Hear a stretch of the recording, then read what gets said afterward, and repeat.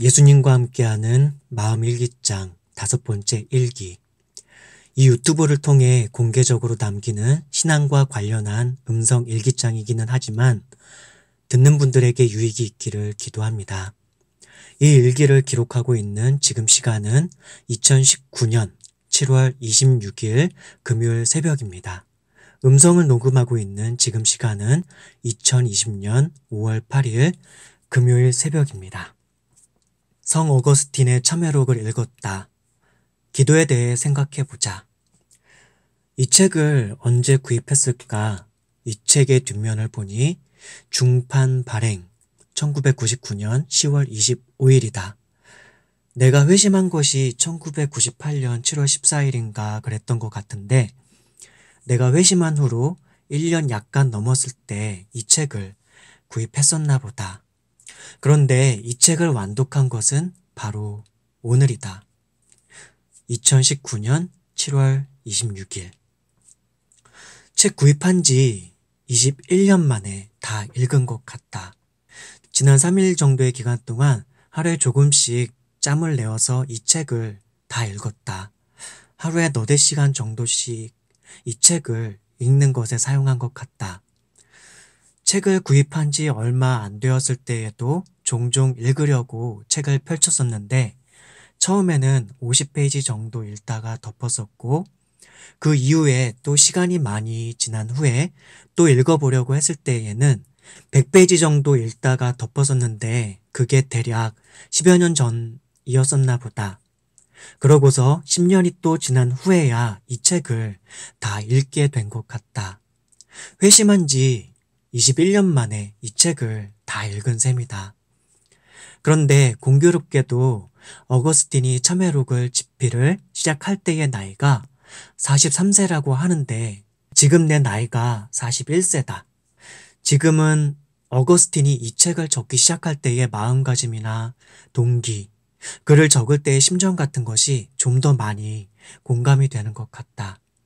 단순히 나이가 비슷하다고 하여 이렇게 공감이 되는 것은 아닐 것이다.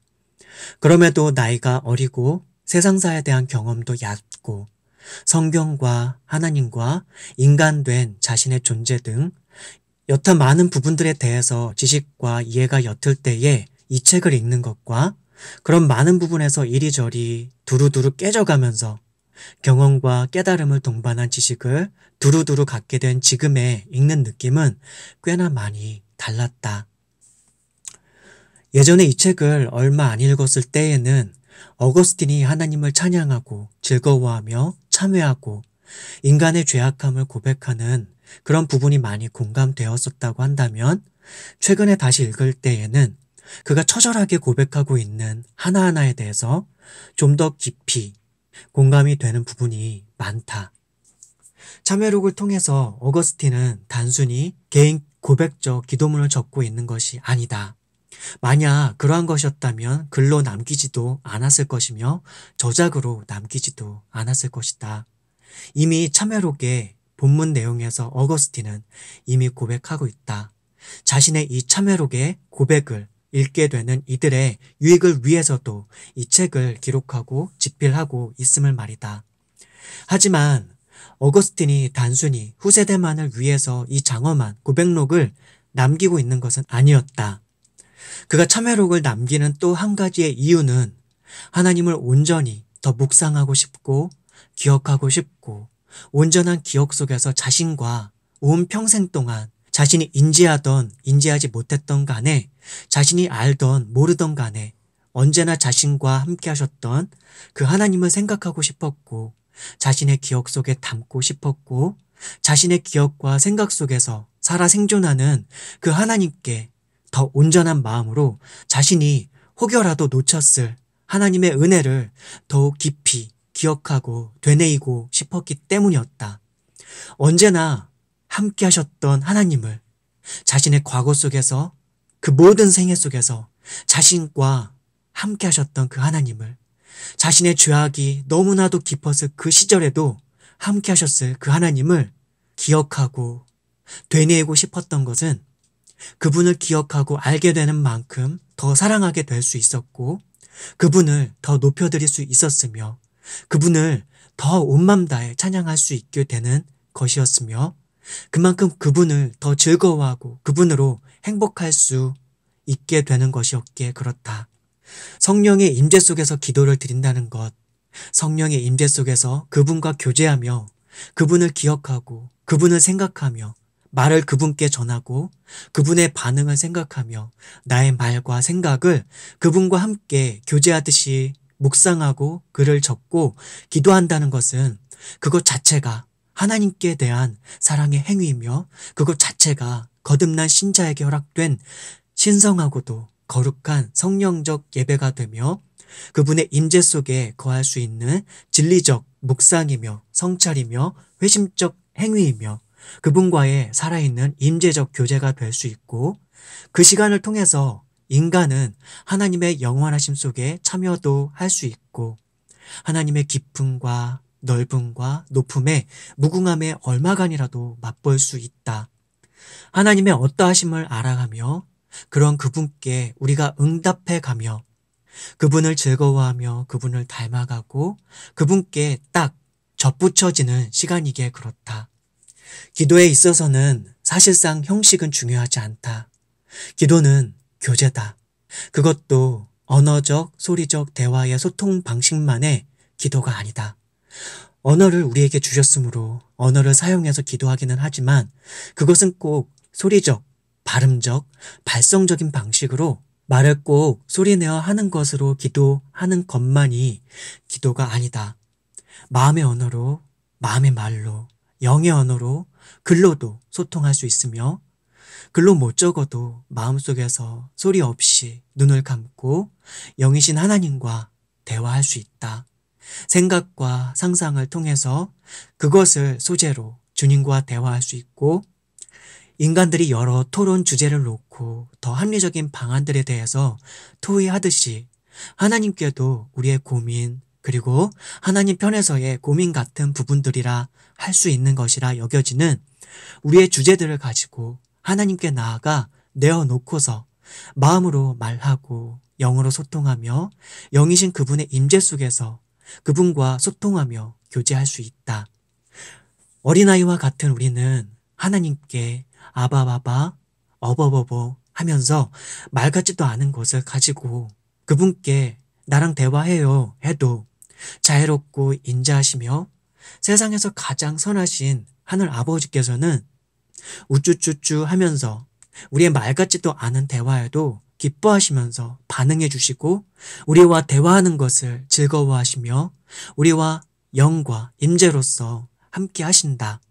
그리하여 신자는 하나님께 대한 절대적 신뢰와 믿음과 의존의 마음으로 아버지 되시는 그분께 나아가기만 하면 그분은 언제나 성령의 임재와 영적 안위로 우리의 영을 평안케 하시며 우리의 지각을 깨우시며 어린아이 같은 우리의 지성과 감정과 의지를 일깨우신다. 처음에는 아바바바 같은 어설프고 우리 중심적인 방식의 대화와 소통 방식의 기도일지 모르지만 그분께로 진심으로 나아가기만 한다면 그분의 살아계심을 온전히 믿고 그분이 우리의 선하신 아버지이시며 우리를 사랑하셔서 우리를 위하여 목숨까지도 내어놓으시기까지 우리를 사랑하신 우리의 친구 같은 연인 같은 목자이시리라는 것을 믿고서 그분께 나아가기만 한다면 우리는 이미 우리의 내면과 마음 자체에서부터 치유를 경험하며 그분께 아바, 아버지라고 부르기만 해도 이미 대단히 깊은 신뢰와 영적 평안과 죄사함의 은혜와 화목케 됨의 은혜를 누리게 된다. 그분의 영원하심의 그 임재 속에 참여하게 된다. 그 영원성의 실체는 사랑이며 그 영원성의 실체는 온전함이다. 그리고 죄와 사망으로부터의 자유이다. 그 자유의 참 실체와 맛을 영적으로 체험하게 된다. 이것을 심리학적으로 어떻게 표현하든 뇌과학적으로 어떻게 표현하든 그런 것은 중요치 않다. 우리의 영과 마음이 그러한 영적 아버지 앞에서 쉼을 누리게 될 때의 결과적 표상이 화학적 반응으로서 뇌에 그렇게 나타나게 되는 것이므로 어거스틴은 어린아이와 같은 절대적 의존과 자신과 함께 하시는 하나님 아버지께 대한 절대적 신뢰 속에서 참회록을 기록하며 고백하고 있다. 이 참회록은 그가 43세에 집필하기 시작해서 46세에 완성하게 된 고백록이다. 서기 397년에 기록하기 시작해서 400년에 다 완성된 고백글이다. 이 고백글들은 기도의 형식으로 기록되고 있으나 아울러 자신이 회심하고서 그 글을 기록하게 될 당시까지의 자신의 모든 삶을 하나님의 임종과 하나님과 자신과의 관계성 속에서 중요하다 싶은 사건과 그 의미들을 기억해낼 수 있는 한 최대로 기억해내고 추정하고 추측해서라도 기록하며 그 시기들에 대해서 반성하기도 하며 그 무지하고 방탕한 시절 속에서조차도 자신에게 여러 가지 일반 은총으로 함께 하시며 자신을 인도해 오셨던 하나님을 추억하고 기억하고 높여드리며 그리고 찬양하기 위해서 가능한 한 최대한 자신의 모든 기억을 떠올리며 자신의 부끄러웠던 삶을 기록하고 있다.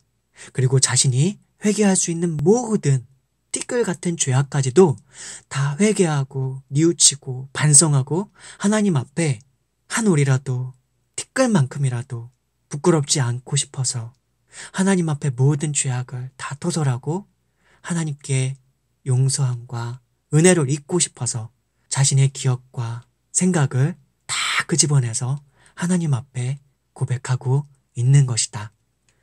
나의 경우는 회심한 지 얼마 안 되고 나서부터 나는 하나님께 편지처럼 일기처럼 고백처럼 나의 하나님께 기도하는 마음으로 실제로 기도하듯이 글을 적었었다. 특별히 큐티 시간을 통해서 그 시간들이 더 깊어지기도 했고 그 시간들이 더 많아졌었고 단련되어졌었던 것 같다. 그래서인지 이 참회록의 글들은 내가 나의 하나님께 고백했었던 그 고백글을 보는 것 같았다. 다만 이분은 내가 나의 하나님 앞에서 고백하고 생각했던 것보다 더 많고 다양한 많은 주제들을 그분 앞에서 묵상 기도하듯이 기억을 펼쳐놓고서 그 기억들 하나하나 속에서 의미를 찾고 반성하고 뉘우치고 하나님의 하나님 되심을 높여드리며 더 나은 무언가를 찾으려 한다는 부분이었다. 적어도 내가 30세 정도 때 읽을 때까지는 어거스틴이 그 고백 속에 담아놓은 많은 내용들은 그 30세 당시에 나는 미처 생각지도 못한 부분도 많이 있었다. 다만 지금 41세가 된 내가 20세 때 회심한 이후로 21년간을 살아오며 이러저런 많은 경험과 생각, 세상과 나와 하나님에 대해서 이러저러하게 깨닫게 된 많은 것들이 축적된 상태로 다시금 이 책을 읽게 되었을 때에는 참으로 공감되는 내용도 많았고 아울러 나보다도 방탕하게 살았음에도 하나님 앞에서 참으로 위대하게 삶을 살아내며 기독교적 유익한 사상과 기록들을 참으로 많이 남겨놓았구나 싶어서 나에게도 아직 희망이 좀 있군 싶어서 위로가 좀 되기도 했다.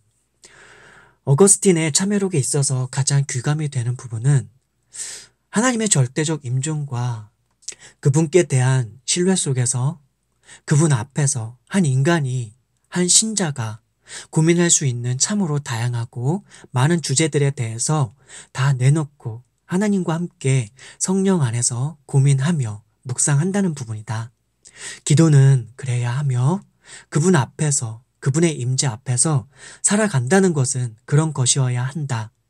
이 책을 비롯한 어거스틴의 많은 저작들은 다양한 많은 부분에 있어서 후대의 신학자를 비롯한 신실한 신자들에게 귀감이 되고 길잡이가 되는 작품들이다.